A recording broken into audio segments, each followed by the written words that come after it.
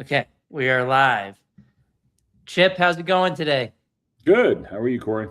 I'm back from France. I got back yesterday, so it's good to be back, and we have a lot of stories to talk about when it comes to education freedom, holding unions accountable, and we're gonna try to let some people hop on. We're on Facebook, we're on X, we're on my YouTube account, which nobody really even subscribes to me there, but X is the bit where most people are probably watching us today. This is the Red Pen Podcast. I'm Corey DeAngelis, a senior fellow at Americans for Fair Treatment, and we have the co-host with us today, Chip Rogers. He is the CEO of Americans for Fair Treatment, and we have a lot of stories to go over with you guys today. Chip, are you home today, or are you on the road? I am home. Yes, finally. There we go. Yeah. It's a coin flip. Well, usually it flips towards not home, but yeah, I'm home today. Yeah, exactly. So I actually did some media from France, and it was a little difficult trying to get the time zones right every time. So How was the Wi-Fi in France? it was actually really good at the place I was staying at. It was almost as fast as it is at home. So, okay, the tweet of the day basically today is that 31 states will be opting into President Trump's new school choice program, at least for now. It might be more based on this latest news.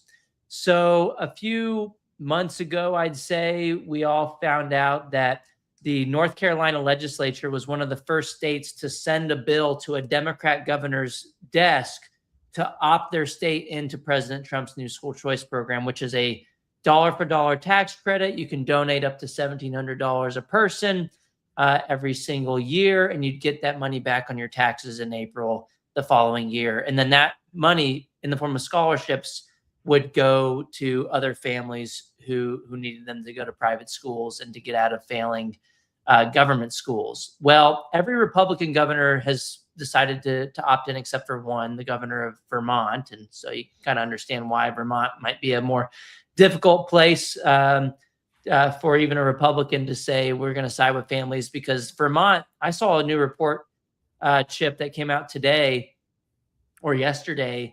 Vermont was ranked the #1 state for like the strongest teachers unions. And I didn't even really think about it as being, I usually think California, Illinois, the heavy hitters on the union front, but we'll get into that report in a second. But the latest news is that, so Josh Stein vetoed that bill, and he said something along the lines of, I support school choice. I don't need the legislature to opt in. I can do it myself. And, he vetoed it. And so the good news is that even though the Republicans don't have a 60% majority in the House in North Carolina, they need that specific amount to override a veto. They had just enough votes, 73 to 46, to override the veto of Josh Stein to make North Carolina the 31st state to opt in. Now, the Senate still needs to do it. They have a 3/5 majority as far as Republicans go in the Senate in North Carolina. So it looks like basically they're basically there. Now you might ask, did any of the Democrats vote for it in the House? No, there's actually 2 independents in the North Carolina House. I didn't even know this until I looked up this vote. And I think one of them at least was a former Democrat. Maybe both of them were, and they switched parties to independent, and both of them voted in favor of opting into President Trump's school choice program. So that's the biggest headline, I guess, from the thing today. to remind people is, again, and I know it sounds like we've gone over this 1,000 times, but it's so important. This, whether a governor opts in or not, does not stop the citizens, the residents of that particular state, from being able to donate to the scholarship organization and receive the tax credit. So in the case of Josh Stein or any other governor, for whatever foolish, uninformed, or just evil reason, doesn't opt in, your taxpayers still get to receive the benefit of donating to educational freedom. The only people that will be hurt are the children of your state who don't get to receive the scholarships. And so again, I would love, and maybe we can just do this on the Red Pen podcast because we're not a partisan organization. Let's have a Democrat come on here. Please, please, please explain your rationale why you would be against this. I've never heard a single legitimate argument against this. It doesn't take away from your state funding, so it has zero impact on the funding that is going to your particular school. These are only scholarships for these students in your state, paid for by your taxpayers. So you're basically shooting yourself in the foot if you don't opt in. And I've compared it to the 21 drinking age, where it took a few years, took 4 years. I think Wyoming was one of the last holdouts, and they ultimately all opted in because it was tied to federal highway funding. But it's even worse in this case because they're private charitable contributions. Yeah. And that money's going to flow out of your state. So I have a map here. There is actually a couple of Democrats. Maybe we should have Jared Polis on from Colorado. He was the first Democrat to opt in, and he called it a no-brainer decision. Then just like a week ago, we found out that New York's governor, Kathy Hochul, she also said that she intends to opt in New York into the program. So there's 2 Democrat governors who saw the writing on the wall already. And there have been others like Stein with the veto in North Carolina.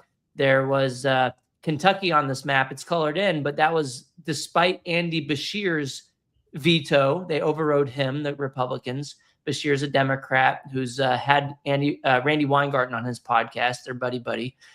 And I'm missing one. Kansas has a Democrat governor as well. Her name is Laura Kelly. And she vetoed a bill to opt in, and their Republican legislature overrode the veto in Kansas. You mentioned Vermont, and I mean, it's a little bit of an embarrassment because if Kathy Hochul right next door can see the wisdom of helping out the children of New York, then surely the governor of Vermont should see the wisdom of helping out the children of Vermont. And, That's right. Look, I get it. Whether teachers unions are strong or not, they're just flat wrong. I mean, this is hurting children in your state if you don't take advantage of this. It is free money to help the children of your state. And if you side with the mob, in this case, the teachers union, over the children of your own state, you probably shouldn't be governor. Like, go do something else. Go to the private sector. Do us all a favor. Just retire. But don't be in public service if you can't see the difference between supporting the mob or supporting the kids of your state. Hey, so Chip, which state do you think will be last? California. Yeah, I was thinking the exact same thing. I think it is just Trump derangement syndrome at this point because it doesn't touch any local public school money. So you can't say it's stealing money from the public schools. There are private donations, and it doesn't even touch any federal education funding. It's a federal tax credit. And you could even make the argument that if you don't opt in, your public schools will have less money because they can start their own scholarship granting organizations under this bill, and the public schools can raise additional dollars that way. So it really just blows my mind at this point. And I think we'll see that 31 turn to 50 at some point. I don't know how many years it'll take, but here's another map. We mentioned Vermont. This new study just came out from the Fordham Institute, and that's the main takeaway here, basically, is this map. They have a new ranking out of the states with the strongest versus the weakest teachers unions. The lower number here, the darker states, are stronger teachers unions, as one might guess. And the light-colored states are the ones that have figured it out and have weaker teachers unions. So you're looking at Florida, Texas, Oklahoma, Mississippi, and others as well. The South has weaker teachers unions in general, and they have their methodology in here. You could look it up later if people are interested, but they have their ranking is based on a few different things.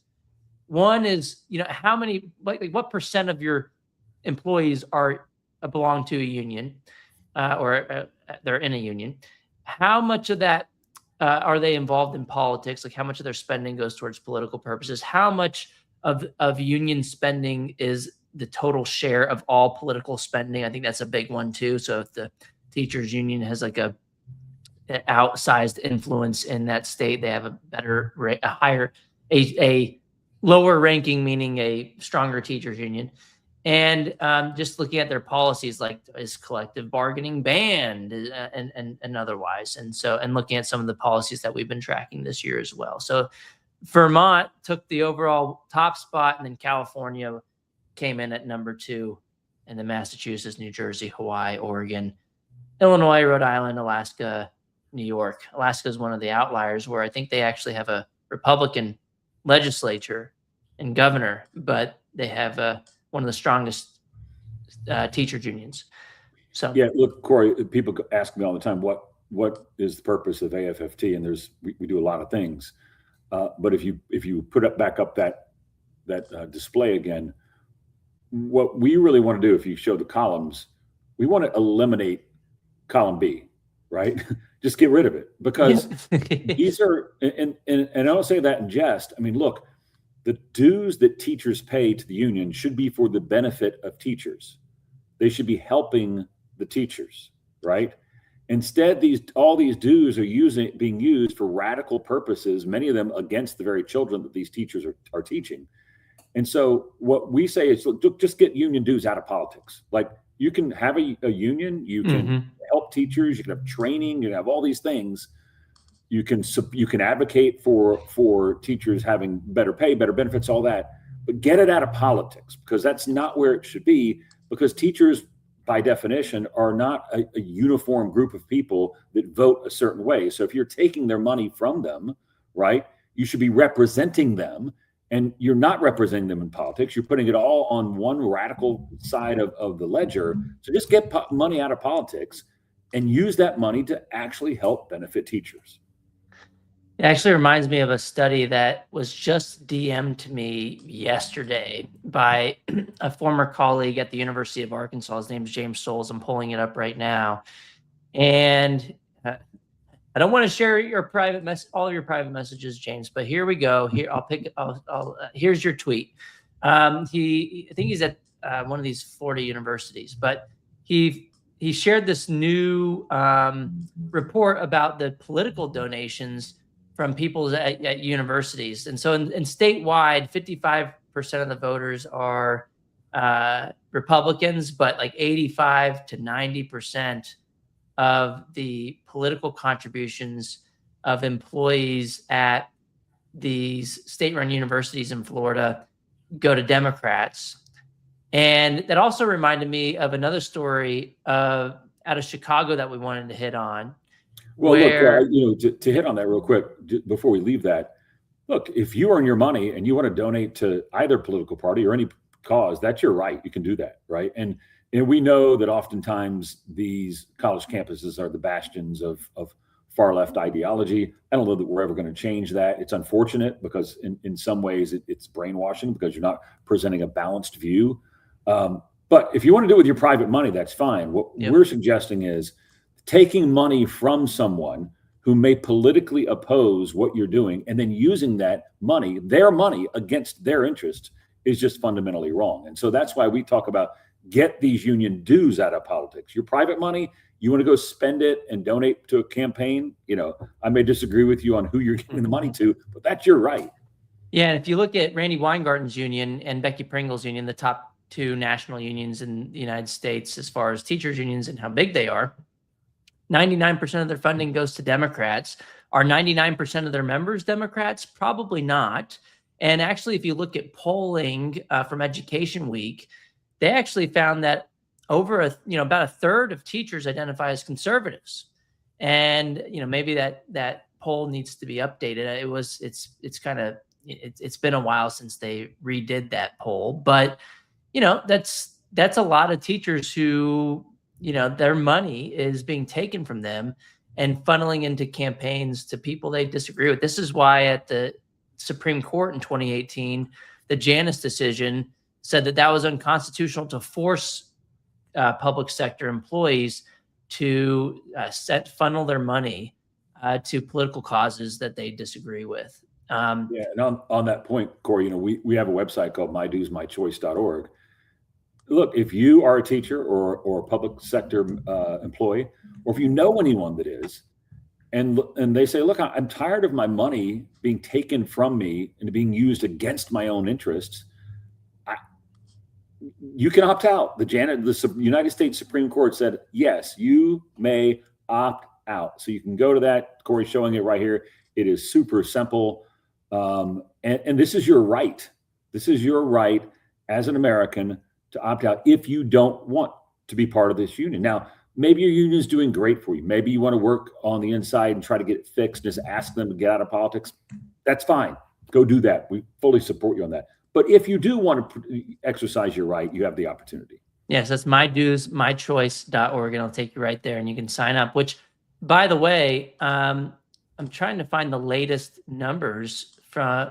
Here it is. I tweeted about this 10 days ago now. It's probably higher now, but as far as people going to that website and public sector employees saying that they need help opting out of their union, we have now information showing that almost 2,500 employees in the past 8 months have contacted us at Americans for Fair Treatment for help with opting out of their unions. So, Chip, when people go to myduesmychoice.org, that's what that filling out that form will help them opt out of their union, right? And that contributes to this number. Absolutely, and we have team members that can also walk them through it if they need additional help. It's not really that difficult. Some of the states try to make it difficult. They put these arbitrary or capricious, I would almost argue, windows of opportunity for when you can opt out. But we'll help you work through that if it's your decision. Again, if you want to stay in the union, that's your choice as well. But as the website says, my dues, my choice. It is your choice.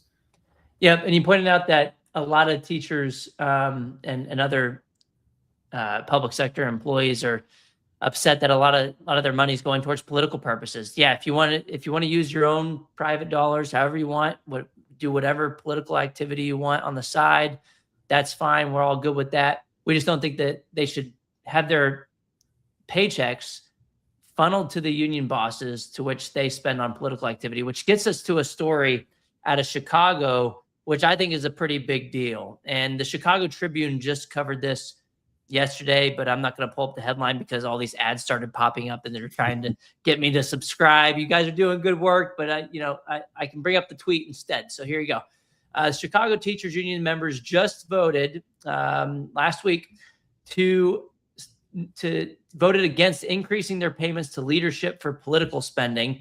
And the only reason we found out about this was because the Chicago Teachers Union their leadership sent out an email saying that, with most of the votes counted, 60% or so voted against the measure to raise member dues by, on average, $800 a year. And I think they were already paying like $1,500 a year. So this is a huge increase in the amount of funding. And look, the teachers aren't seeing the return on investment. And they overwhelmingly said no. I think it was probably, Chip, I want your take on this too, but I think it was probably worse than 60-40 to the union. They didn't share the actual data.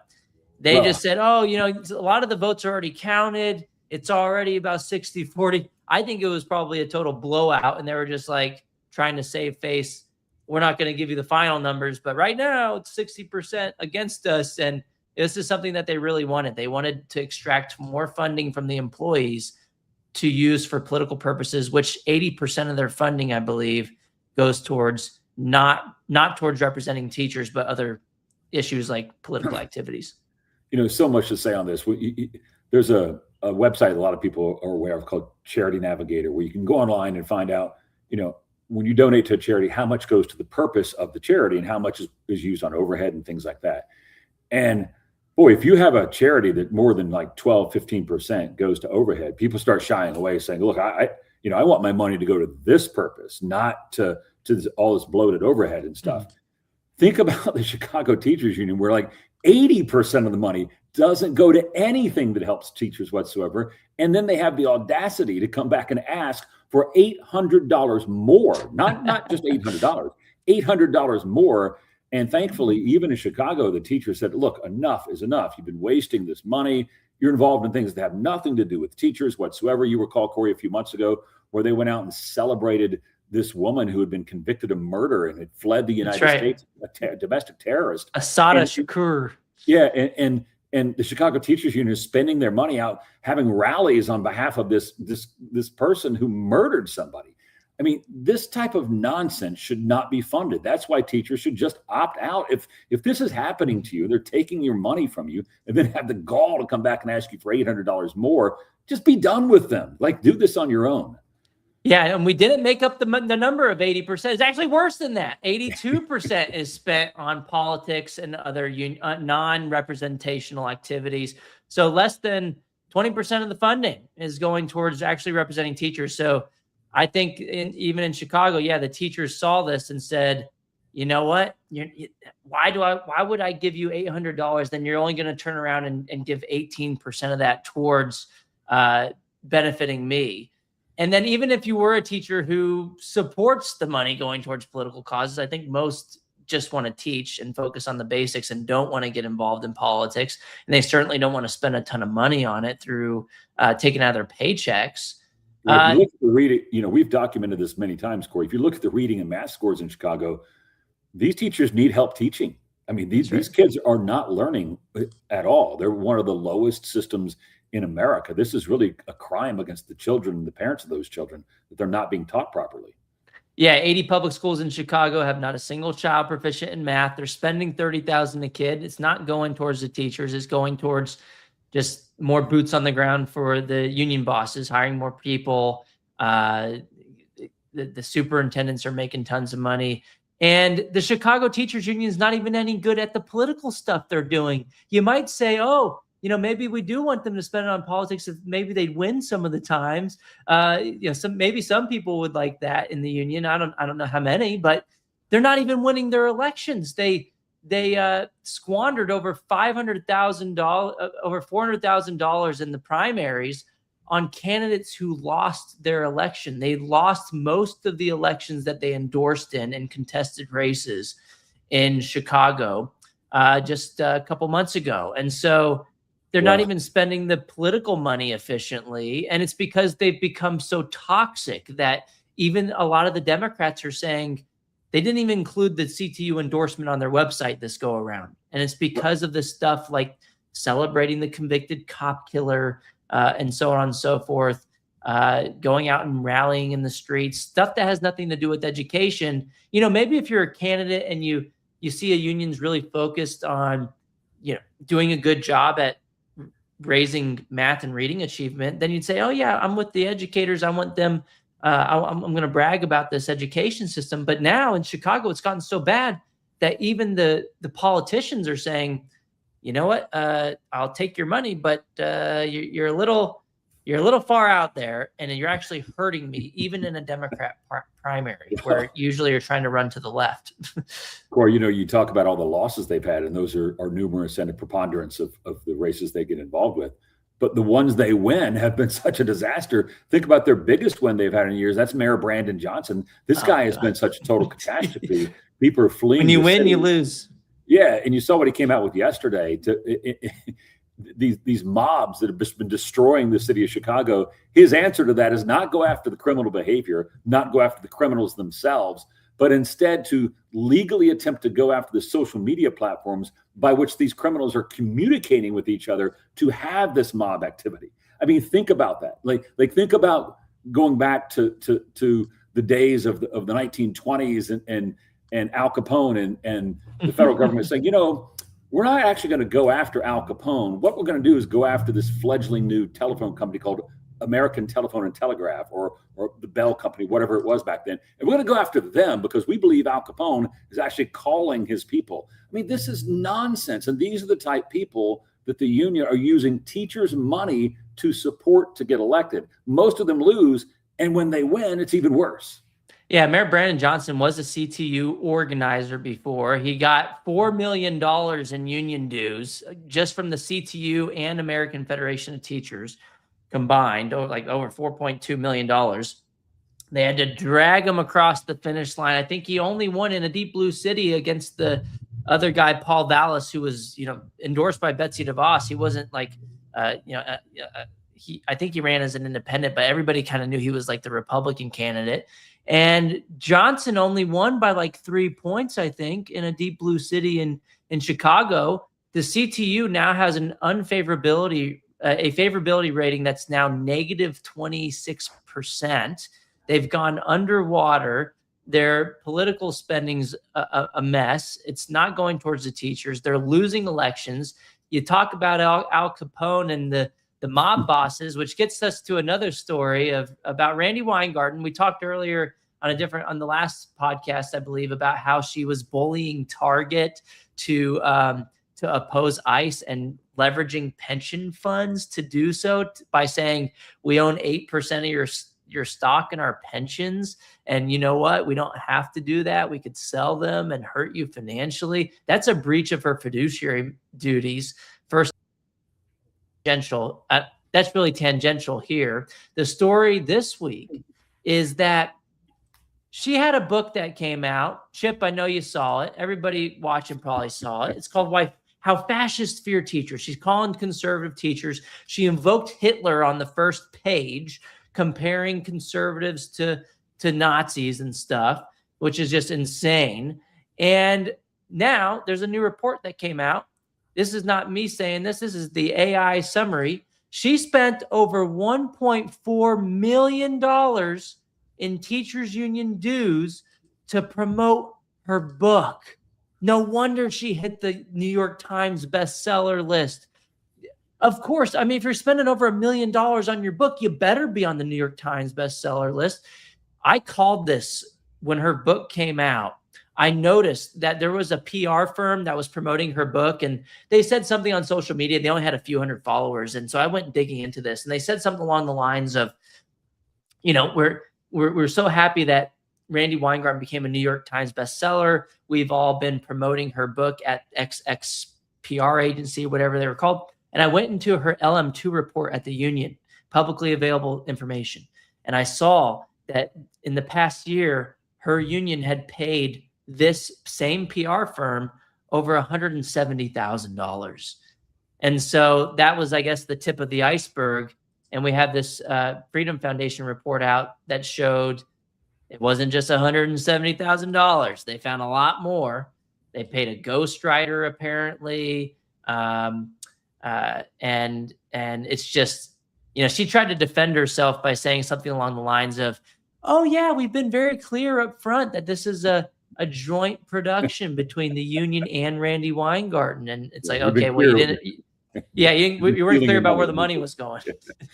And you know, the sad thing is, Corey, they spent all that money. They couldn't even come up with a better idea of their book cover other than to steal yours. So that's right. I forgot about that. Yeah, it looks basically the same. Right. I wish I could pull up her. Oh, here you go. I mean, this isn't the best screen share, but it'll be good enough. Hey, look at that. That looks familiar. And when pressed about it on a podcast, what did she say? She said something because someone brought it up and said, you know, that Corey DeAngelis guy said that you copied his book cover. I mean, look, you got the red. You got the red. The font's the same. Come on. And she said, it's just a coincidence that everybody has books with this color scheme and font. I mean, I haven't seen another one. And especially when you're in this very kind of niche area of education reform and you're doing a top 5 publisher book, you're going to tell me that you didn't know mine was exactly the same as yours just a year before yours came out? Well, and for viewers, you know, not telling you what to read, but if you want the better of the two options, it's certainly Corey's book. That's right. But again, you know, this just goes back, Corey, to the same old theme again.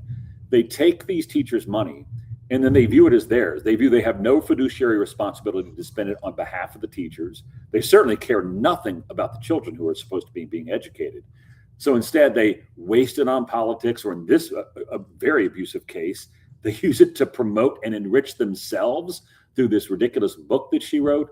I mean, it's mind-boggling to me that teachers still allow their dues to go to this woman and her organization, given just the massive amount of fraud, waste, and abuse that you see throughout that particular union. It's just crazy. So we had someone on the show last time. It was Senator Dickey from Iowa. So we do have good news out of Iowa, and we knew this was going to happen.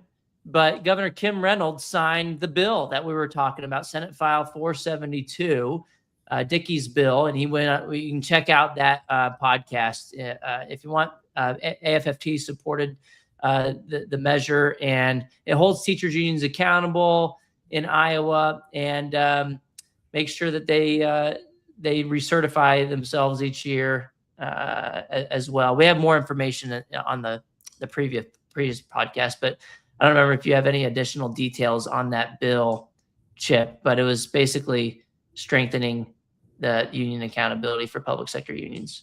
Yeah, remember they have a law in place that was supposed to have accountability. At least the law said accountability, but there was no fine. There was no repercussion if you didn't comply with the law.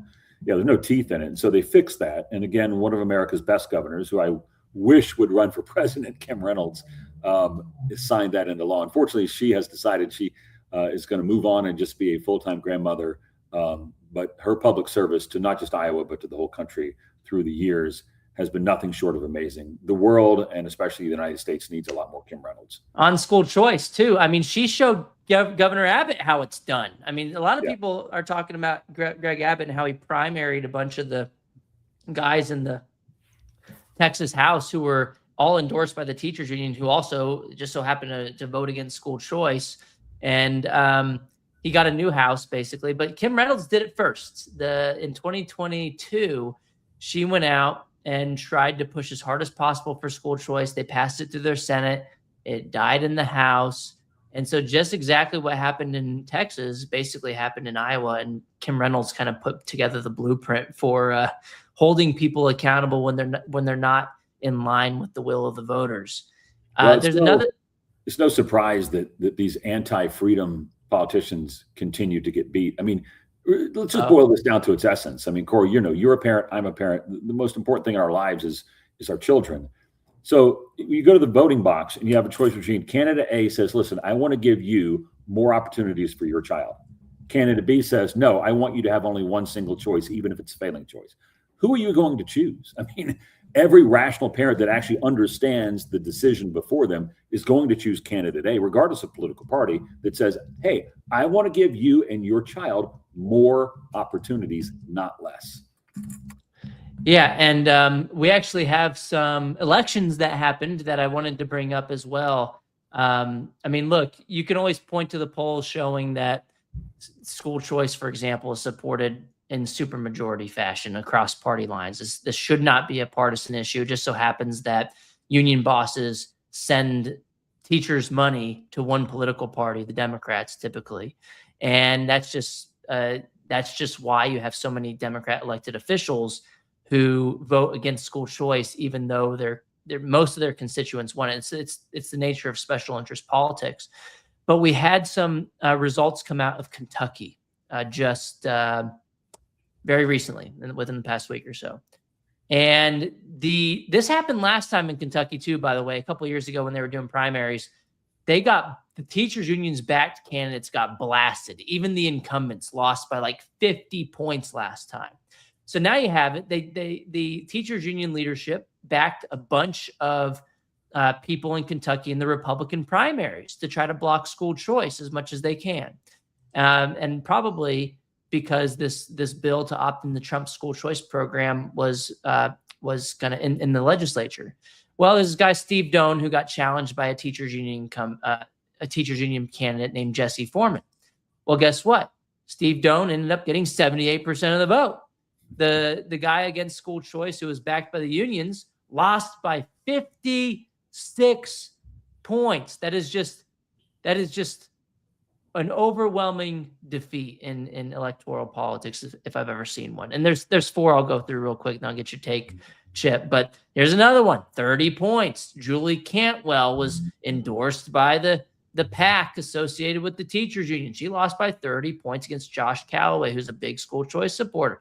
Felicia Rayburn, she beat her primary opponent, who was backed by the teachers union, by 16 points. And last one, if I can find it, I can't. This one. Okay, here's another one. there was this ad circulating by this guy named Willie, and he was targeting Tanner in the legislature for supporting what the teachers union guy called school choice voucher schemes. Even spent money on a political ad pointing this out. You'd think that it's almost like it should be an in-kind contribution in favor of the school choice supporter. He ended up losing, the guy who ran that ad, by 33 points. Why would you pay for an ad pointing out that your opponent supports school choice when it's a popular issue, especially in a Republican primary? I mean, you might say, okay, well, maybe in a Democrat primary, they're trying to appeal to the far left or something in a deep blue area. But this was in a Republican primary. This is an issue that President Trump backs. This is an issue that the vast majority of parents, this is, 80-90% of Republicans support school choice. Why would you pay for an ad to point out that your opponent supports a Republican issue, which is an issue that's broadly supported by Republicans? Well, let's be clear where this started in the United States, where this movement started. It started in the urban centers and was actually, it began with Black educators who looked around and Black leaders in places like Milwaukee and in Washington, D.C. that said, we got to have something else for our kids here. Like, what we have is not working. They need more opportunity. And it began that way. And then the unions caught on and said, whoa, we're against that. And so, even though it's 100% reasonable, even though it's the better policy, and even though it helps children, we are against it. And so it has become this litmus test. But I've been debating this issue, honestly, for, Corey, probably going on almost 30 years now. I still don't know a cogent argument on the other side. Give me one rational argument. Even now, the studies, the longitudinal studies that have said, we're going to follow these kids, we're going to follow this opportunity, we're going to follow this choice and see how it actually impacts. Even these studies show that it helps the public schools in addition to the private schools. But most importantly, even if you didn't have those studies, it just comes down to that basic freedom. I'll go back to it again. You look a parent in the eye and say, look, do you want to have more choices for your child or only one choice? No rational parent is going to say, you know what, I only want one choice. I want to be stuck in the school that's unsafe, that's failing my kid. Yeah, of course not. So we have we have so many stories today, but we don't have as much time. But let's try to see how many more we can get into. There was a big victory out of Wyoming recently.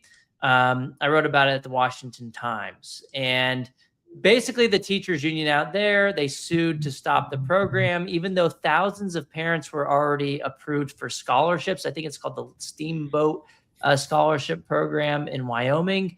Those families were basically caught in limbo because a lower court issued an injunction pausing the program, waiting for a higher decision. So it went to the Wyoming Supreme Court, and you know what they did? They said, this isn't going to fly. We don't buy your arguments.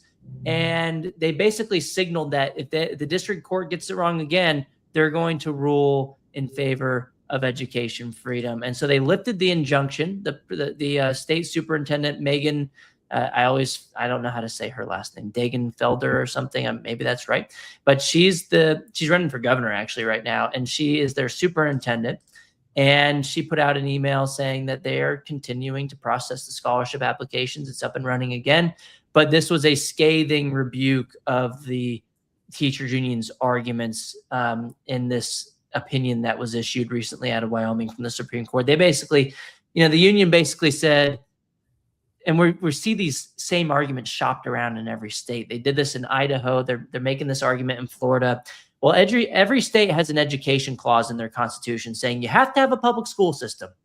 Okay, and then the union makes this crazy jump in logic to where they say, because it says you have to have a public school system, that means you can't also have school choice. I mean, the requirement to have A does not preclude you from having A and B.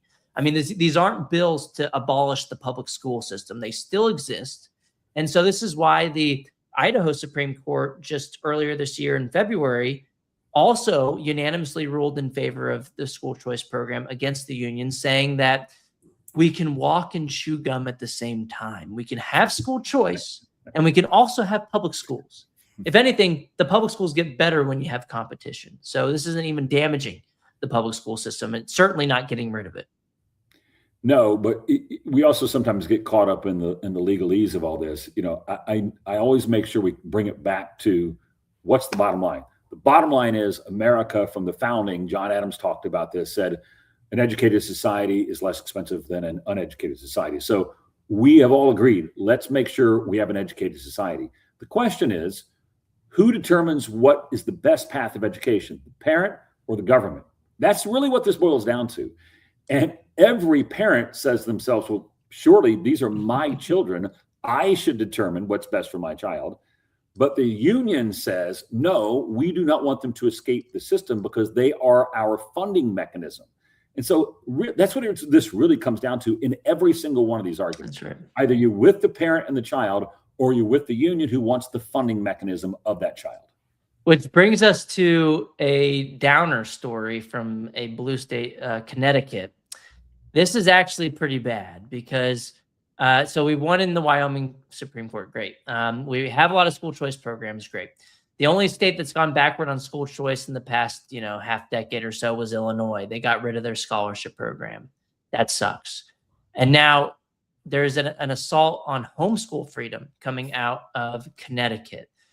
Now, I thought the governor was going to veto this bill. And if he did, it would have not been able to sustain. They would have not been able to override the veto. They didn't have enough votes to override it because there were a few Democrats in both chambers who said, I don't know about this. This is going a little too far, even for some of the Democrats in Connecticut. So they didn't have the supermajority required to override the veto. So that would have been great. But guess what happened? He signed the bill, Governor Ned Lamont, and it requires parents to basically prove their innocence. You got to prove that you're not a child abuser if you want to raise your kids at home. And this, there's so many problems with this that even if you're just accused of something, there's no evidence of wrongdoing. There could be frivolous accusations, and they could just take your right to raise your kids away. It's just crazy. Every Republican voted against the bill, and a few of the Democrats, at least in each chamber, said, this is a little nuts, stepping on the toes of parental rights. My tweet basically, Chip, was, one, this is the first state to go backwards on homeschool freedom in the last half a century, and the only recourse we have now is not the governor veto. He didn't do it, but we got to beat him in court. And I think with Supreme Court precedent upholding parental rights time and time again, I think we win at the Supreme Court. But it's just crazy to me, Chip, that we have to rely on the final stopgap so often, and coming out of many of these union-driven states. It's not a good sign. No, this is a really bad one. I know we haven't even been giving our grades. Let's just give this one what it deserves. That's an F-. I can't think of anything worse than what Governor Ned Lamont and the Connecticut legislature just did, especially post-COVID. And the reason I say post-COVID is because, during COVID, everyone learned from home. And so we clearly established that everyone was being homeschooled. In fact, even the students in Connecticut were being homeschooled, right? And so, I've been talking since it was probably created about Khan Academy, which is now one of the biggest in the world. But there's thousands of other opportunities on how children can learn in a digital environment from home, from anywhere, from traveling, from vacation. They can learn anywhere. And this is what happened throughout COVID with almost every student in America, whether they were in public school or private school. So it's already been established that homeschooling, in other words, learning at home or outside the confines of the public school building, is easily done. And now for him to take a step backwards, again, he's just jumping to the drumbeat of the union who says, Governor, this is what you must do. Because it can't be this dumb. Yeah. Maybe he is. Maybe it's just that hateful towards children. I don't know.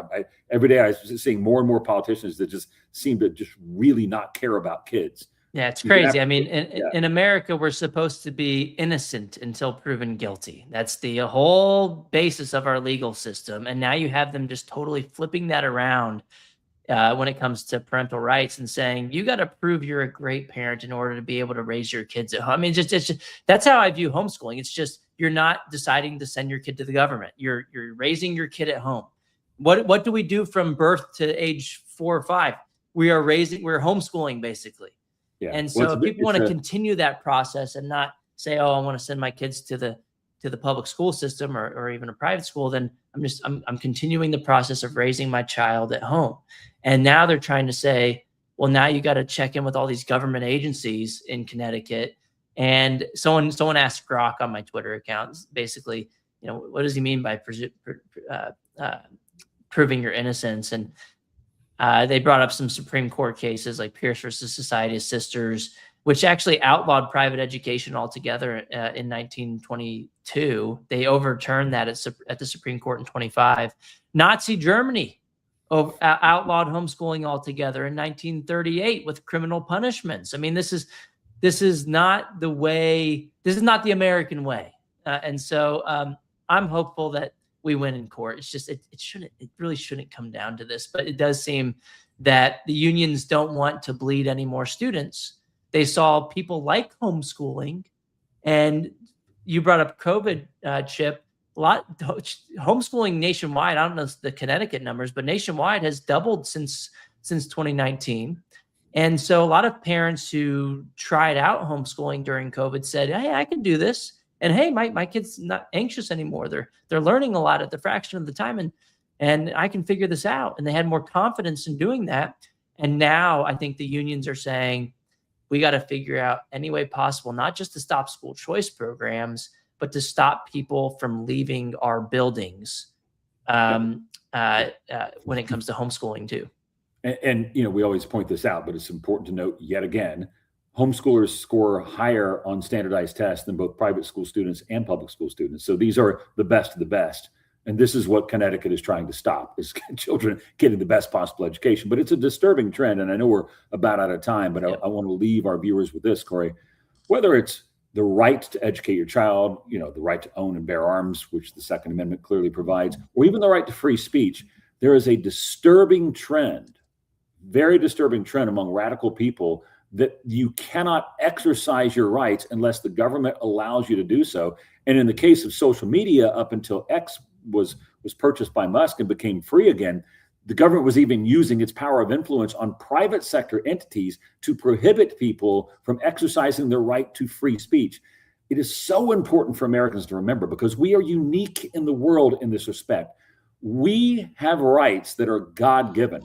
Government is set up to protect those rights, not regulate those rights in a way that deny them to us until such time as we gain approval from that government. No, these rights are inherent to us. We own them. The right to educating your child is something even the Supreme Court said, as you mentioned there, that we own. That's our right. The government should not be allowed to say, well, unless you do A, B, C, D, E, F, G, H, I, J, we're not going to allow you to exercise your right. That's just fundamentally un-American. And it doesn't matter if you're on the left or the right. You should oppose these things that restrict your God-given rights. That's exactly right. And if there's any evidence of wrongdoing, then that's when government can come in and stop abuse if it's happening, and so on and so forth. And, especially for the government school system to come out and say that, try to paint with a broad brush and say parents are abusers. I mean, they're relying on outliers here, and they should not throw stones when they live in a glass house. You have 1 in 10 children, according to the Department of Education's report on this. It's decades old, but it was actually redone. A peer-reviewed study that Psychology Today wrote about 12% of kids are going to experience some form of misconduct and abuse in the public school system by the time they graduate from high school. And so does that mean we say, oh, we gotta abolish all the public schools? No, that just means if there are problems, people should be held accountable. Whether you're a parent or whether you're a teacher, you should be held accountable. But one, don't throw stones if you live in a glass house. And yes, we are out of time, but I want to remind everybody, look, this is the Red Pen Podcast. We are both with Americans for Fair Treatment. We got CEO Chip Rogers and myself, Senior Fellow at the Americans for Fair Treatment. And if you are a public sector employee, we want you to go to My Dues, My Choice? It was almost too good of a URL that I'm like, it can't be My Dues, My Choice. It's kind of like My Dues, My Choice. .org. You can get help with opting out of your public sector union. You don't have to pay union dues anymore. Isn't that crazy? We won at the Supreme Court. Now it is illegal for a public sector employee to force you to pay union dues that goes to political causes that you disagree with.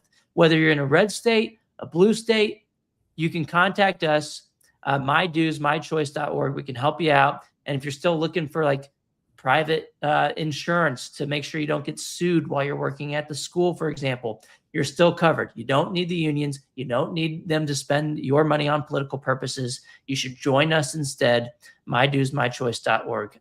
But thank you guys so much for coming out. Thanks, Chip, for another wonderful conversation. And until next time, this was the Red Pen Podcast.